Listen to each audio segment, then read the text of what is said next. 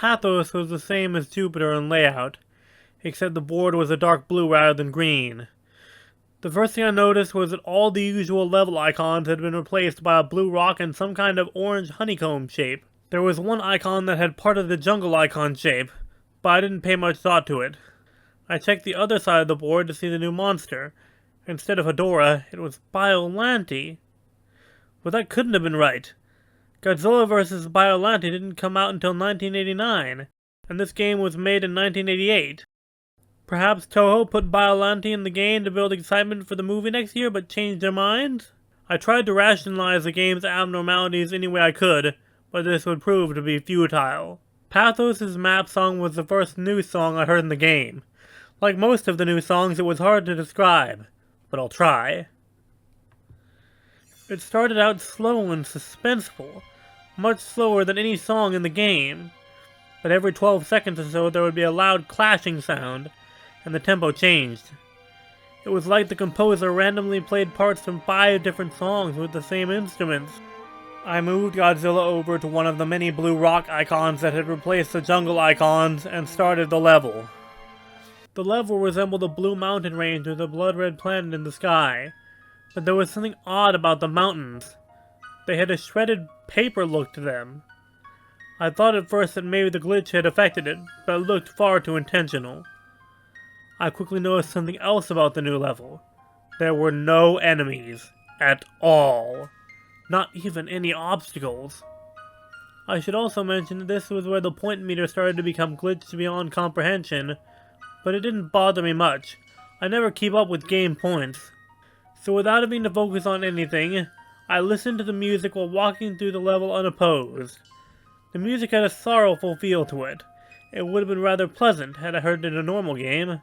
The level went on for 3 screens, but with no obstacles around I finished it very quickly. I tried other levels of the same type to see if any enemies would appear, but there were none. There was little else to be seen in the Blue Mountains, so I tried the other level type. I started one of the orange levels, and my eyes were assaulted with a grotesque background of tumorous orange eyes. The sky was the same as the ground, so I assumed the game was indicating that this level takes place in a cave. The only enemies here were Matonga spawn, but as you can see, the little nasties were everywhere. The music certainly didn't help.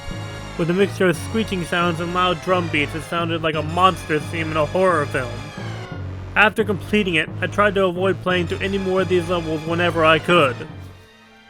The map was short, so it was only a few minutes before I was headed towards a rematch with Geezera and Mogira, but this time, their sprites and attack patterns were vastly different.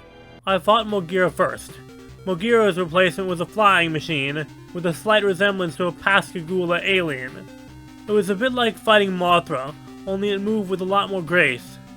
It attacked by spinning its front tentacle like a corkscrew, and it still had an I-beam, except now it fired from the drill. This lanky aberration had replaced Geezera, and the new beast was more of a challenge. It would run and jump at a fast pace, constantly swinging its arms around, making it hard to get close. And of course, it tried to pin me in the corner with as much annoying resolve as ever. I defeated it using a combination of tail whips and heat beam spamming.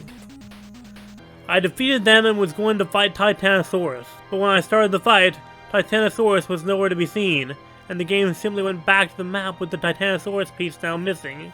There was no one left to fight now but Biollante, so I eagerly started the battle. I was quite surprised that Biollante started the fight in her rose form. She was immobile and used tentacles to keep me away from the main body, which took the most damage. As expected, she turned into her final form after taking enough damage. The sprite looked pretty darn good for 8-bit. The battle technique was the same, except Biollante could now move, if slower than any other monster. Being hit by the tentacles did more damage now, and Biollante could also do an acid spit, which I managed to avoid by jumping in the screen cap. Not much more difficult to beat than Titanosaurus. It only took 2 rounds, but when Biollante was gone, the map music had stopped, and there was a new icon replacing the base. This icon wasn't there before I beat Biollante. It resembled a red tribal mask, and I had a feeling of dread when I saw it. But since it replaced the base, it must be the only way to exit Pathos. I moved Godzilla to the square and started the level. It was a hellish-looking place with no sky, and a flickering fire in the background. The fire looked far more advanced than anything I've seen on the NES. There was music, in the form of a slow, steady drum sound resembling a heartbeat. All the text on the top of the screen and the life bar were gone. In their place was a single bit of text at the top of the screen that said, "Run." My feeling of dread had intensified. I cautiously walked through the level, but like the Blue Mountains, there were no enemies. I paced around a minute before thinking, run from what?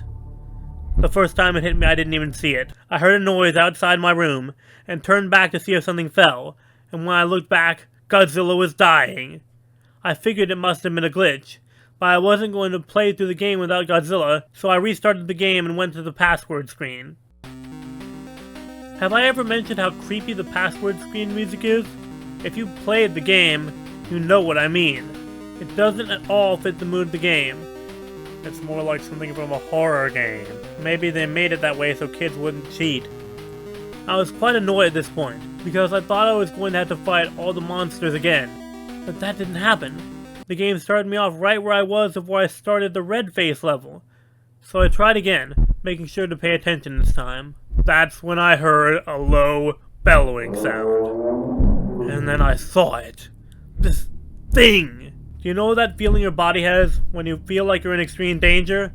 You start to recoil and tense up as the adrenaline flows through your veins, and your nerves start to feel very cold? That's the feeling I had when I took this screen cap. I haven't seen all the Godzilla movies, but I'm pretty darn sure this was never in any of them.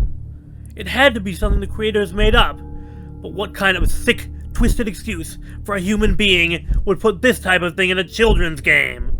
By sheer dumb luck, or perhaps the adrenaline boost, I managed to run fast enough to get away from it. It ran very, very fast. So much that if you saw it, you were almost certainly going to die. And when I say die, I mean your monster gets killed instantly if the creature touches them. Once I had gone back to the map, I was so afraid that I was extremely tempted to just shut the game off and pretend this never happened.